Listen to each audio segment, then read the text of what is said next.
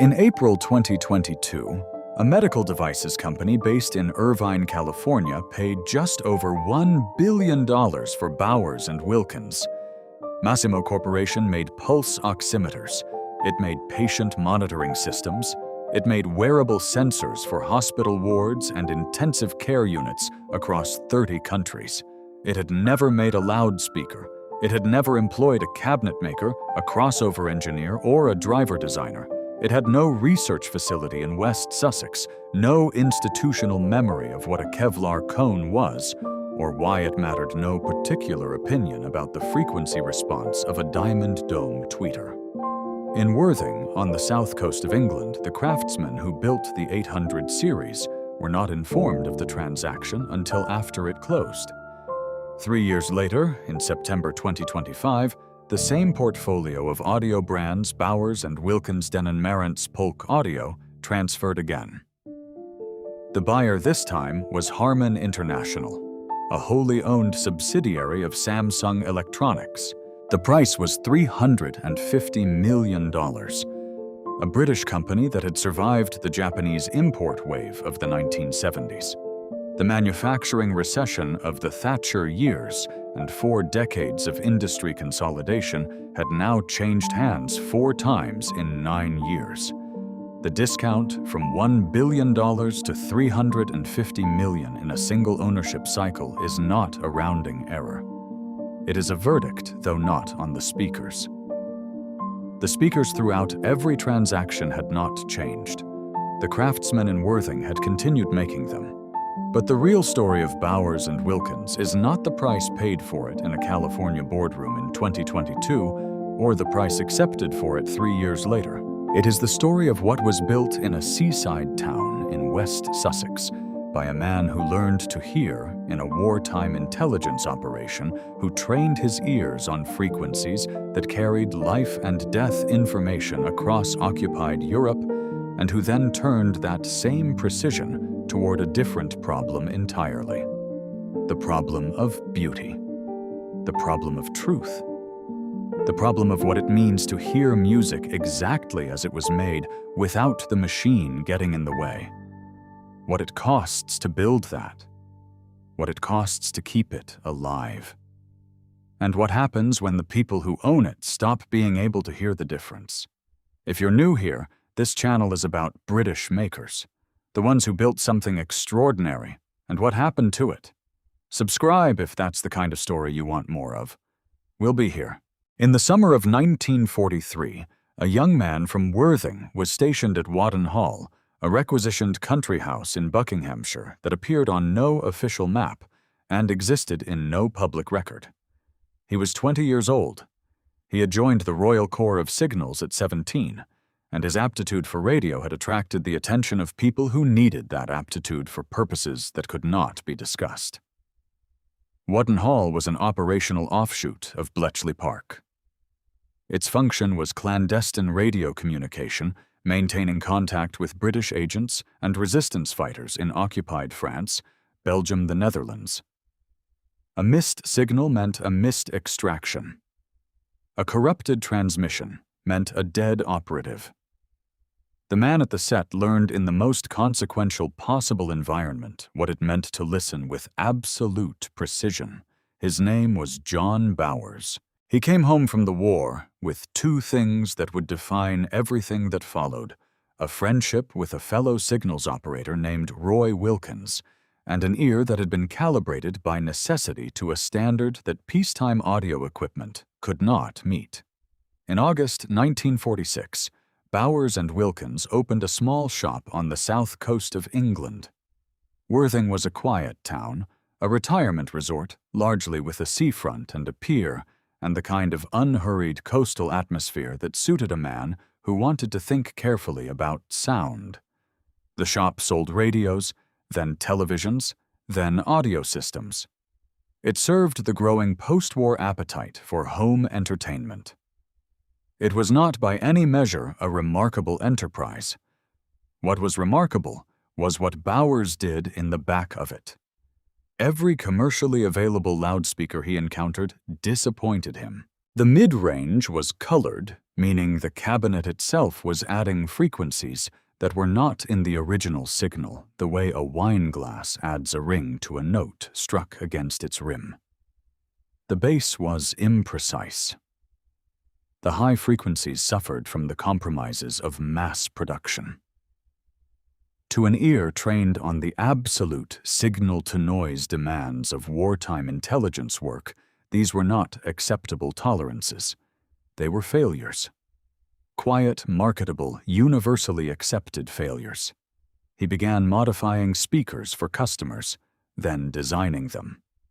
The modifications gained a reputation in the Worthing area among the kind of listener who wanted to hear a piano sound like a piano, not like a piano heard through a wall. One of those listeners was a woman named Miss Knight. She was a former opera singer. She was wealthy. She was particular about sound in the way that former opera singers tend to be particular, which is to say she was not particular at all in a casual sense. She was exacting. Bowers built speakers for her. She understood immediately what he was attempting. When she died, she left him £10,000 in her will, the equivalent of roughly £200,000 today, with the specific intention that he use it to pursue his loudspeaker work full-time. It was 1966. John Bowers was in his mid-40s. He relinquished his role at the shop which Roy Wilkins continued to run. He took his childhood friend and technical colleague Peter Hayward with him. Roy's son Paul came to work for the new company as director of UK sales. And in a small manufacturing space in Worthing B and W Electronics Limited began. The first product was the P1.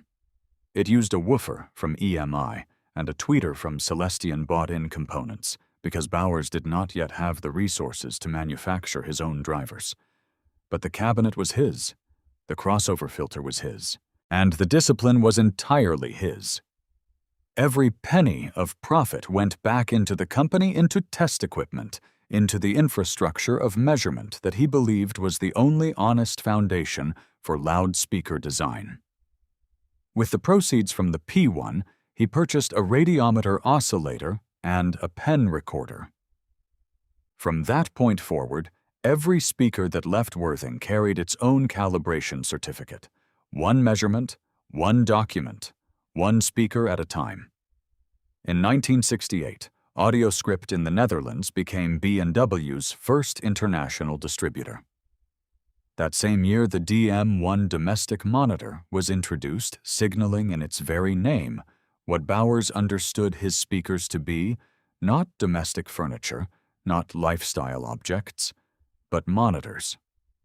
Reference instruments. By 1973, exports accounted for 60% of all B&W production.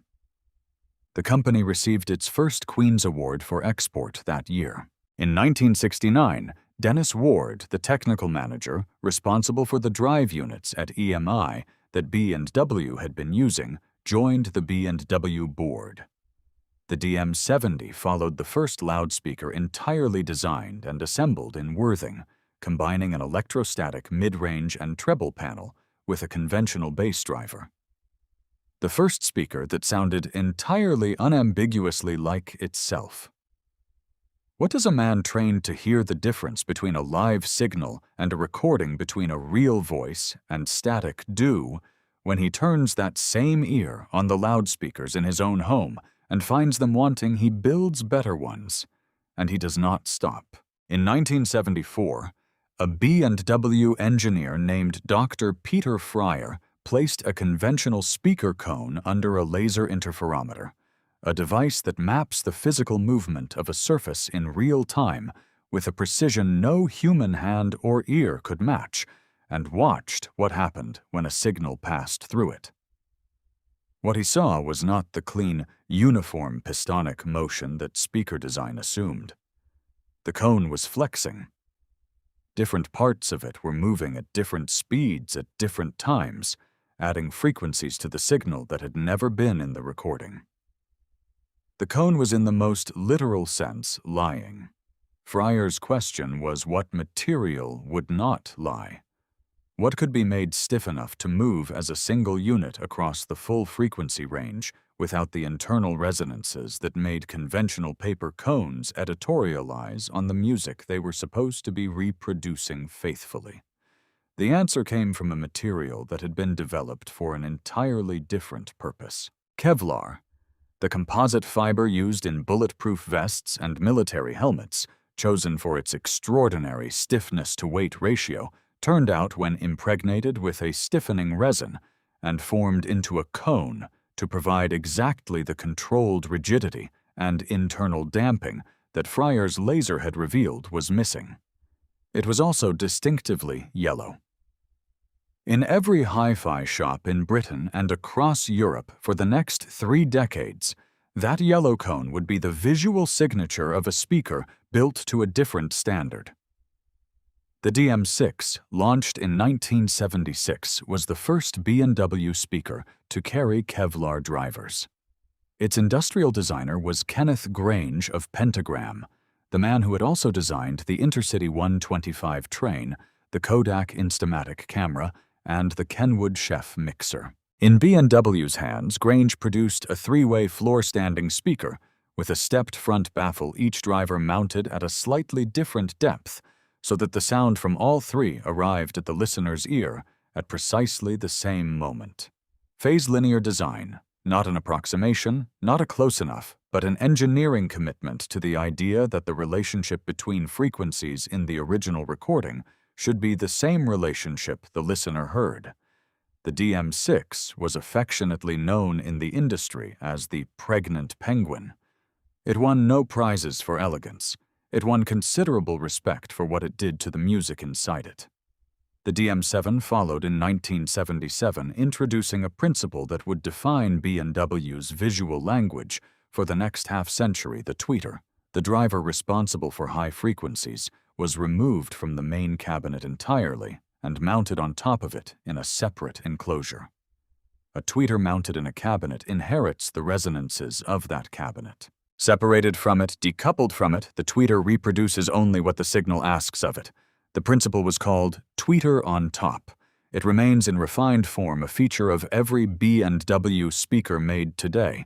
But none of these, not the Kevlar cone, not the phase-linear baffle, not the separated tweeter, prepared the industry for what came next. The 801 loudspeaker was introduced in 1979 after 3 years of development. The brief given to B&W's engineering team was stated in 4 words: full professional monitor requirements. The engineers were told to free themselves of every commercial constraint, cost, size, manufacturing, convenience, market expectation.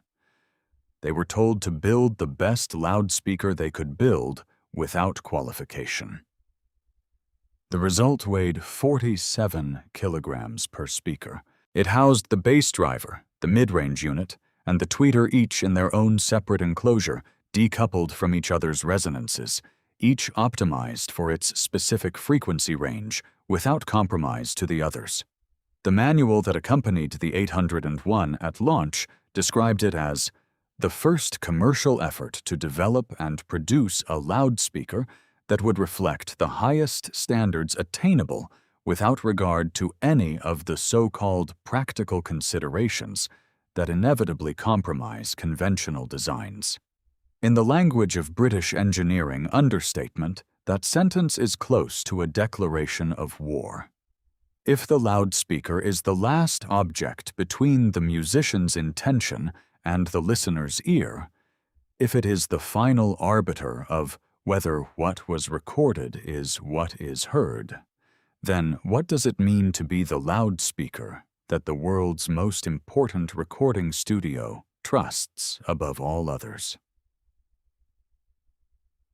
In 1980, John Bowers drove to Abbey Road Studios in St. John's Wood, London, and personally delivered the first pair of 801 loudspeakers for a demonstration. He had not telephoned ahead to ask if they were interested. He had built what he believed was the finest loudspeaker in the world, and he wanted the engineers at Abbey Road to hear it. The engineering team listened. They understood immediately what they were hearing. Abbey Road adopted the 801 as their primary reference monitor, the speakers through which every recording made in those rooms would be assessed, balanced, and approved before it left the studio. They were the first recording studio in the world to use the 801 full-time. From that day forward, the music that would be heard by millions was first heard in its final form through a pair of speakers made in Worthing, West Sussex. That is not a marketing statement. It is a fact of the recording infrastructure that shaped British and international music for the following 4 decades. The name on the speaker was not a brand.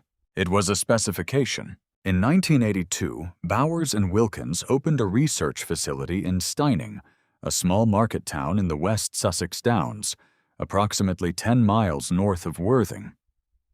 The building had previously been used by SME Limited, the English precision engineering company that made what many considered the finest tone arms in the world.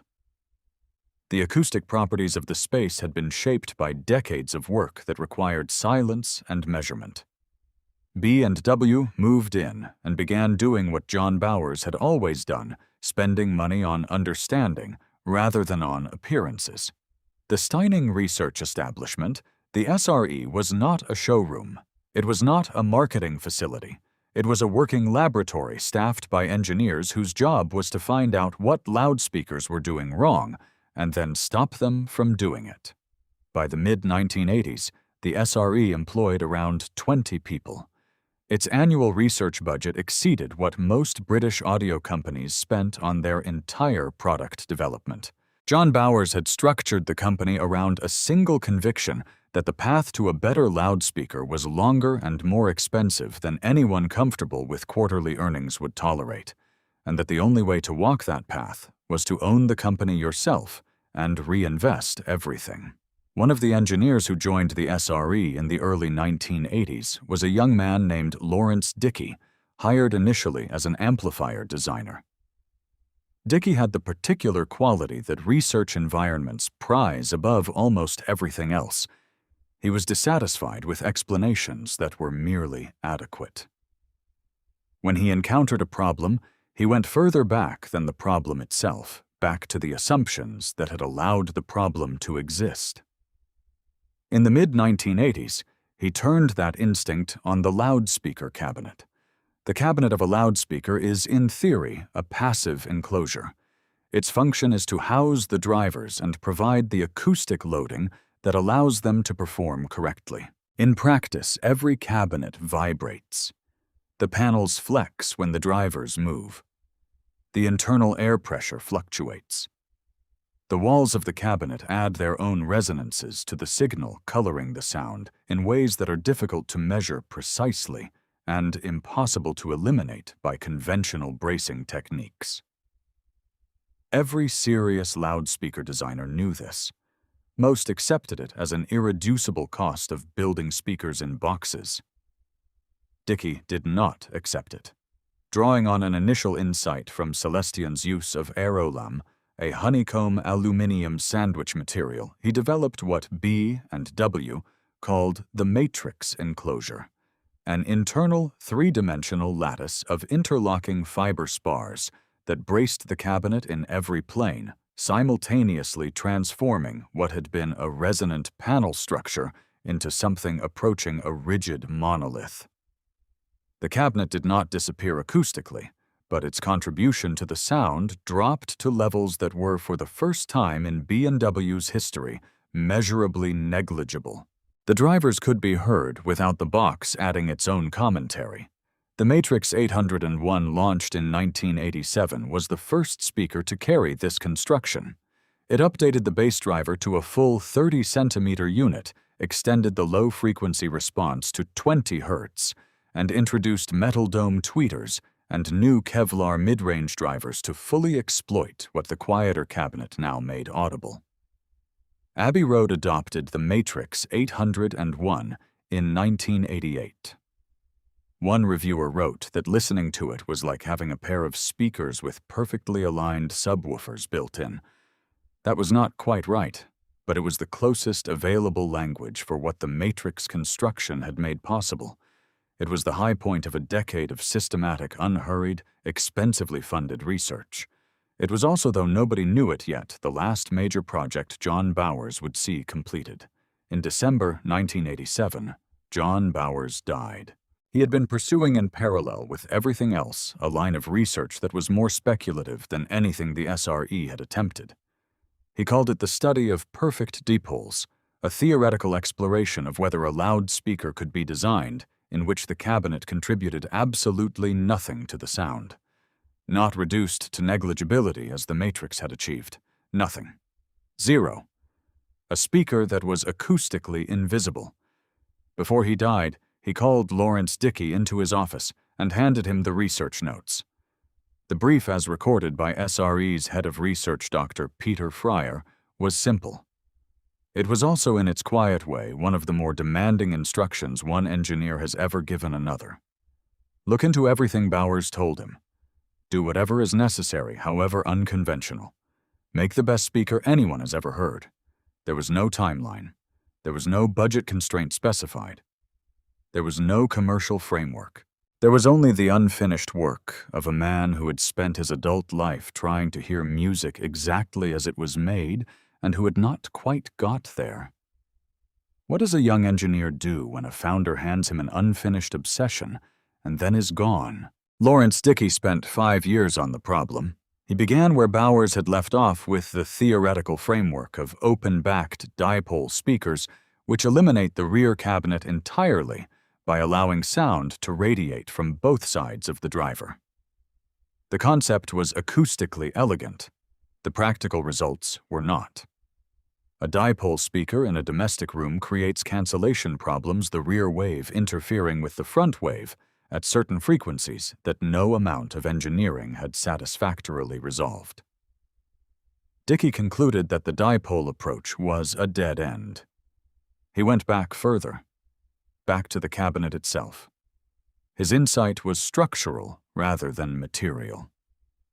If the problem with a conventional cabinet was that it reflected sound back through the driver, the rear wave from the driver bouncing off the back panel and returning to color the output, then the solution was not to eliminate the cabinet, but to change what the cabinet did with that energy. Instead of reflecting it, absorb it. Instead of a box with parallel walls that created standing waves, use a tube. A long, tapered exponential tube filled with absorbent fibrous wool that would progressively absorb the rear wave as it traveled away from the driver, the tube acting as a reversed horn, narrowing rather than widening, turning acoustic energy into heat before it could do any damage. Each driver would have its own tube. 4 drivers, 4 tubes. The tubes would spiral because a straight tube long enough to fully absorb the relevant frequencies would be physically unmanageable in a domestic setting, but a spiral could contain the necessary length within a compact form. The shape that resulted from these engineering requirements happened to resemble something. Dickey and his colleagues noted the resemblance to a nautilus shell.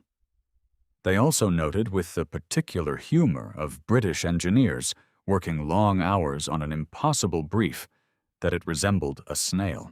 For a period, the project was seriously discussed under the working name Brian, after the snail in the then popular children's television program, The Magic Roundabout. The name Nautilus prevailed. The Nautilus was officially launched in 1993, 5 years after John Bowers' death. It was a 4-way speaker system, separate drivers for deep bass, mid-range, and treble, each in its own exponential tube, each acoustically independent of the others. The cabinet in any conventional sense did not exist. What existed was a sculpture, 4 tapering spiral forms in molded ABS plastic, the largest, curving down toward the floor, the smallest curling upward at the top. The whole assembly suggesting something oceanic, something grown rather than manufactured. It was immediately placed in the permanent collection of the Museum of Modern Art in New York. It remains there. A loudspeaker made in Worthing, West Sussex, on the permanent collection of MoMA designed by a man working from a dead founder's unfinished notes in a research facility in a Sussex market town inside a company that had been funded by a former opera singer's bequest. The Nautilus sold and continues to sell at a price that has always been understood as the cost of an object made without commercial constraint. Each pair requires hundreds of hours of skilled assembly. The cabinet sections are made at the Dale Road factory in Worthing. The drivers are hand-matched. Every pair is listened to before it leaves. It is in the precise sense of the term, a craft object. The collector market treats it accordingly. But the more consequential development for B&W's cultural position was what happened to the Nautilus technology in 1998, the year Dickey left the company to found Vivid Audio, taking with him the engineering knowledge that had produced the spiral tube concept. The Nautilus 800 series brought the tube-loaded tweeter and the general acoustic architecture of the Nautilus into a professional monitor format that Abbey Road could use and that serious home listeners could, with significant financial commitment, own. The Diamond Dome tweeter followed in 2005, a tweeter dome machined from synthetic diamond, the hardest material ever used in domestic audio, whose stiffness was so extreme that its first breakup mode, the frequency at which the dome ceased to behave as a rigid piston and began to flex, was pushed above 30 kilohertz, entirely outside the range of human hearing. Every other tweeter material in existence introduced audible distortion before it reached that point. Diamond did not. In 2005, B&W received the Queen's Award for Innovation for the tube-loaded driver technology. It was the company's third Queen's Award following the two export awards of 1973 and 1978. The progression from a calibration certificate on a speaker built in the back of a Worthing shop to a royal commendation for materials science conducted at a research establishment in the Sussex Downs was not accidental. It was the result of a specific institutional decision made in 1966 to spend every available resource on understanding rather than on marketing. To ask not what the customer wanted, but what the music required. By the mid-2000s, the 800 series Diamond was the reference monitor at Abbey Road Studios, at Skywalker Ranch in California, at recording facilities across Europe, Japan, and North America. 6 successive generations of 800 series speakers had been used at Abbey Road since John Bowers delivered the first pair in 1980.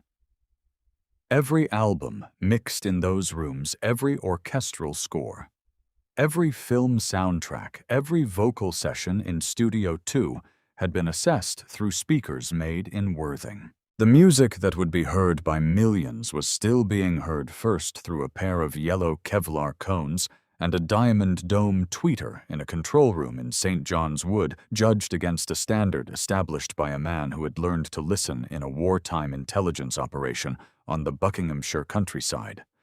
That standard had held for 25 years. The institution that maintained it was about to encounter a different kind of test entirely. Joe Atkins had run Bowers and Wilkins since 1996. He was not a craftsman. He was not an engineer.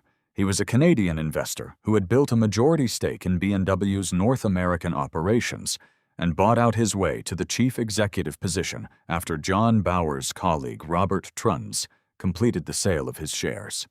What Atkins understood and what his tenure demonstrated across nearly 2 decades was that a craft brand operating at the premium end of a specialist market could grow without compromising itself, provided the growth was funded by the craft rather than by the dilution of it. Under Atkins, B&W more than doubled its income. He brought Apple into the conversation. B&W speakers appeared in Apple retail stores as a premium accessory at a moment when Apple stores were the most visited retail spaces on Earth. He brought Jaguar in a bespoke B&W audio system. 14 speakers, 440 watts was offered in the Jaguar XF from 2008. He brought Peter Gabriel in as a fellow of the Society of Sound B&W's online music community. He expanded the product range into headphones and wireless speakers without abandoning the engineering discipline that justified the brand's position. The Zeppelin, a wireless iPod speaker, launched in 2007, shaped like the airship it was named for, became one of the most recognized audio objects of its decade. None of it touched the 800 series. The flagship remained in Worthing, made by hand, unchanged in its essential commitment. By 2015, Atkins was in his 70s. A Guardian profile that year documented his reluctance to hand B&W to a large corporation. He had watched what large corporations had done to audio brands, the cost reductions, the offshore production decisions, the substitution of brand equity for engineering integrity, and he did not want that for Worthing. He wanted a buyer who understood what they were buying, someone who would protect the craft, someone who shared or could be persuaded to share John Bowers' conviction that the path to a better loudspeaker was longer and more expensive than any comfortable commercial logic would endorse. He found Gideon Yu. Yu was a Silicon Valley entrepreneur whose previous career had included executive roles at YouTube and Facebook. In May 2016, his company EVA Automation, founded 2 years earlier, and at that point in possession of 0 commercial products, acquired Bowers and Wilkins. The stated vision was transformative. EVA would combine B&W's acoustic engineering with a new platform for high-definition video and audio streaming. The concept was described in industry coverage as an attempt to create an HD video Sonos, a connected home entertainment ecosystem built around the B&W brand.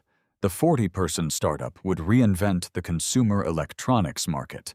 B&W's century of acoustic knowledge would be the foundation. The craftsmen in Worthing continued making the 800 series. EVA Automation never solved the software problem. The streaming platform never launched. The connected home ecosystem remained a pitch deck. Within 4 years, the vision had collapsed entirely under the weight of its own ambition and the specific difficulty of building consumer technology hardware at scale with a team that had never done it.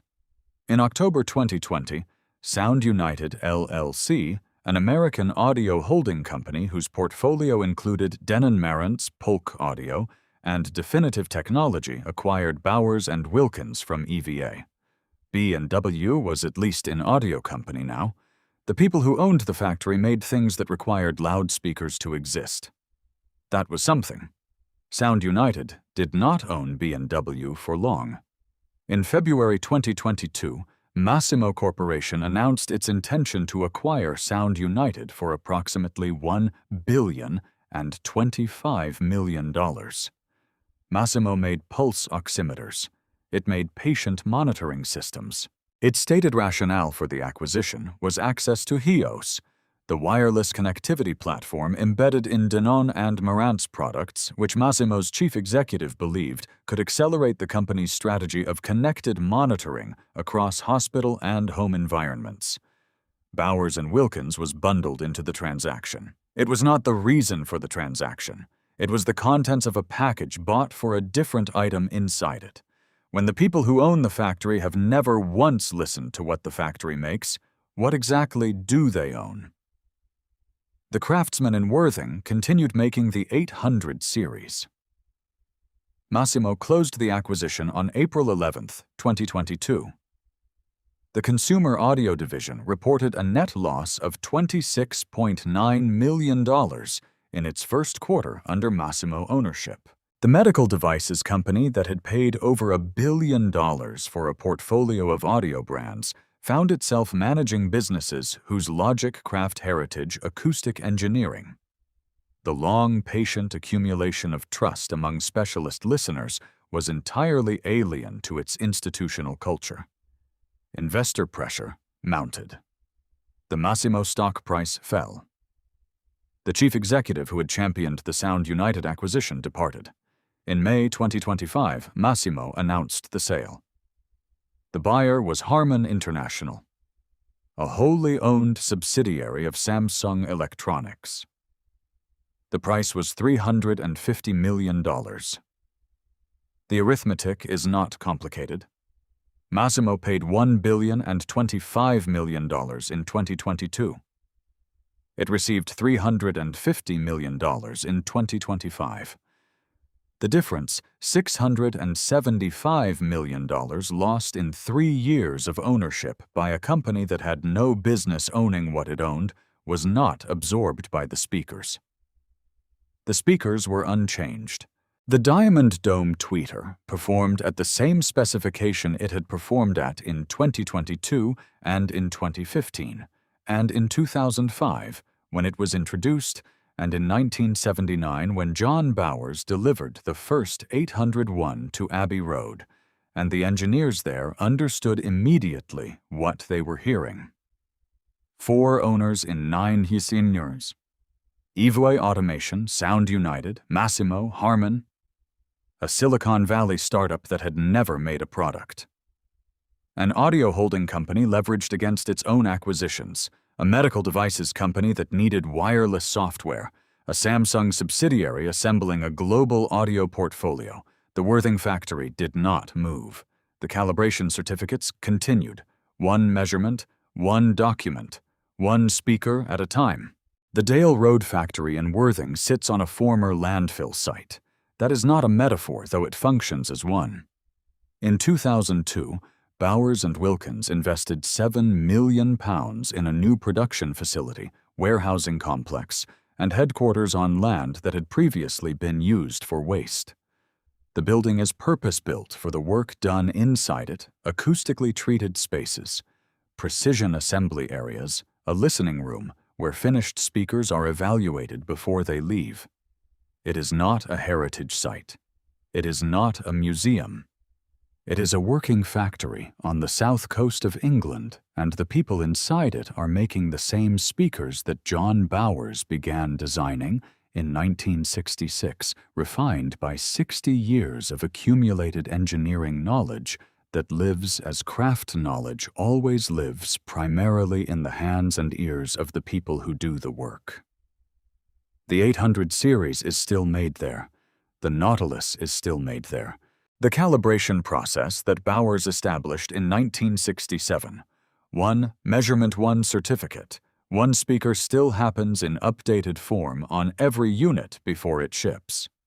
This is not a small thing.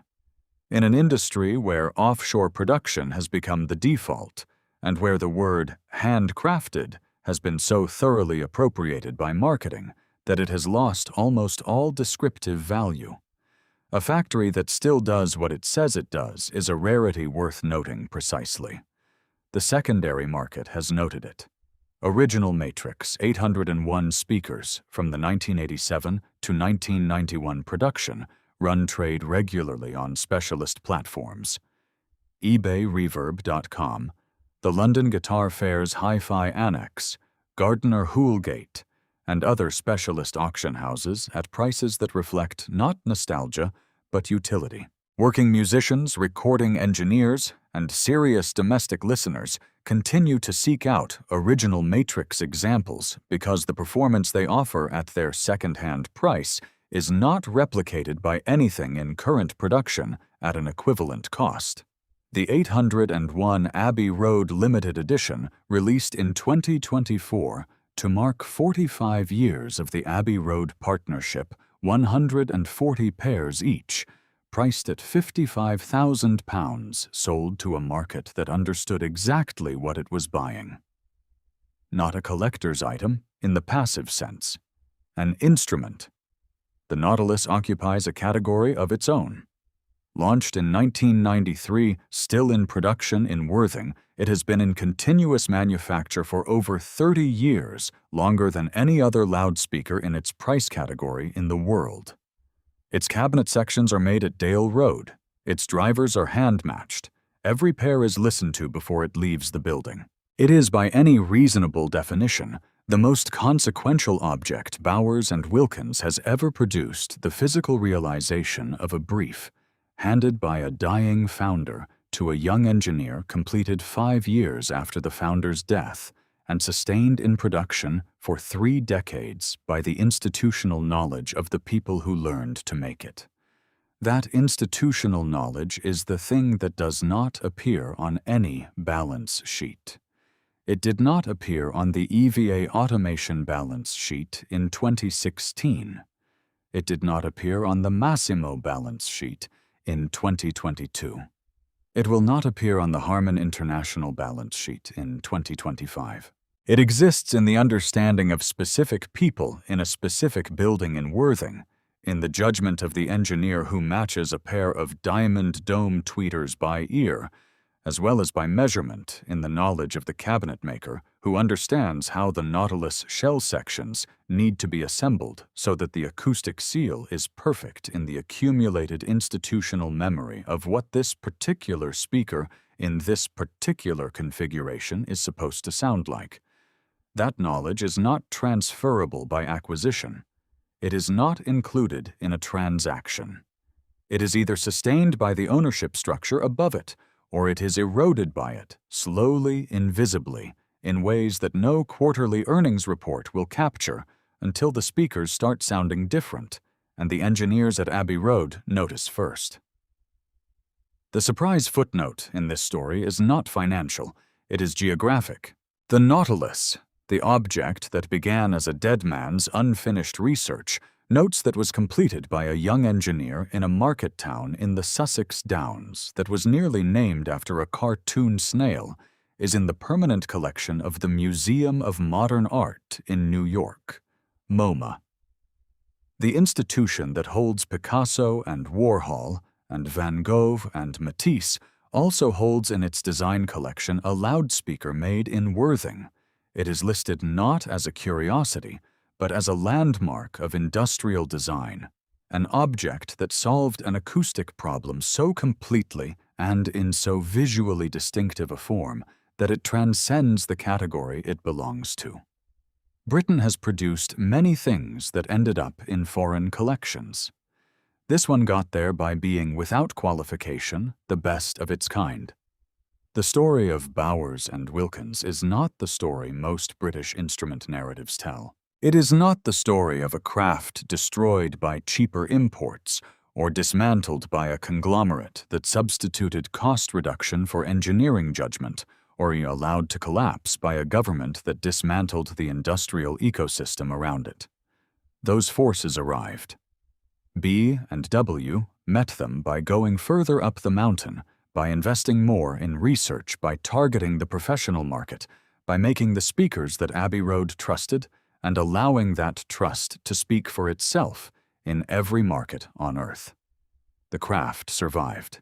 The factory survived. The knowledge survived. What did not survive intact was the ownership structure that had protected it. 4 owners in 9 years is not a record of stewardship. It is a record of a craft brand passing through hands that valued it for reasons unrelated to what it was for its brand equity, for its distribution network, for the wireless software platform bundled in with the companies it was sold alongside. Each transaction left the Worthing factory unchanged, and the institutional knowledge around it slightly more exposed. The question that Harman International, and through Harman Samsung now carries, is whether the institutional logic of a global consumer electronics corporation can accommodate over time the specific patience that making the 800 series in Worthing requires. The patience that John Bowers built into the company's DNA in 1967 when he spent his first profits on a measuring instrument rather than a salary increase. The patience that kept Lawrence Dickey working for 5 years on a problem that had no guaranteed solution and no commercial deadline. If the measure of a loudspeaker is how faithfully it transmits what was recorded, losing as little as possible between the musician's intention and the listener's ear, then what is the measure of the institution that makes it, and what does it lose with each transaction? That question does not have an answer yet. The people best positioned to answer it are the engineers at Abbey Road, who have been listening to B&W speakers for 45 years, and who will notice before anyone else does if something changes. They have not said anything yet. The speakers in the control rooms at Abbey Road, the latest generation of the 800 series Diamond, the direct descendant of the pair that John Bowers carried through the studio doors in 1980, are performing at specification. The music that will be heard by millions is still being heard first in Worthing-made cabinets through Worthing-machined drivers assessed against a standard that has not moved since a signals intelligence operator came home from the war and found that the loudspeakers in his living room were not telling him the truth. In a production room at Dale Road, Worthing, a completed 800 series speaker sits on a test bench. A technician connects the measurement equipment, the direct descendant in principle, if not in hardware, of the radiometer oscillator that John Bowers purchased with his first profits in 1967. The frequency sweep runs. The response curve appears on the screen. The technician reads it. The speaker passes. A calibration certificate is printed. The speaker is packed. It will be shipped to a studio or a listening room or a home where someone has decided that the distance between the recording and the ear is worth closing properly. The factory is still here. The craft is still here. The standard is still here. For now, that is enough. Whether it will remain enough depends on decisions made in boardrooms in California and Seoul by people who have in all likelihood never visited Worthing and who may not fully understand what they are responsible for keeping alive. John Bowers understood it. He said so simply in a sentence that has been repeated so often it risks losing its precision. The best loudspeaker isn't the one that gives the most. It's the one that loses the least. He was talking about speakers. He may have been talking about something else entirely. If you've stayed with this story to the end, there are others like it waiting. British makers who built something extraordinary, and what happened when the world stopped understanding what it was worth. Subscribe, and we'll keep telling them. See you in the next one.